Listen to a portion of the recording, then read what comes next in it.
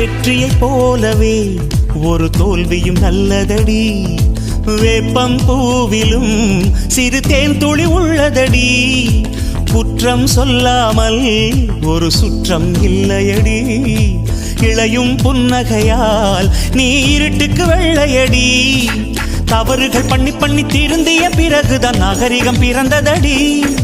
தவறுகள் குற்றமல்ல, சரிவுகள் வீழ்ச்சியல்ல, பாடம் படி பவள கொடி. உள்ளம் என்பது கவலைகள் நிரப்பும் குப்பை தொட்டி இல்லை. உள்ளம் என்பது பூந்தொட்டியானால் நாளை துன்பமில்லை. புயல் மையம் கொண்டால் மழை மண்ணில் உண்டு. எந்த தீமைக்குள்ளும் சிறு நன்மை உண்டு. ஓ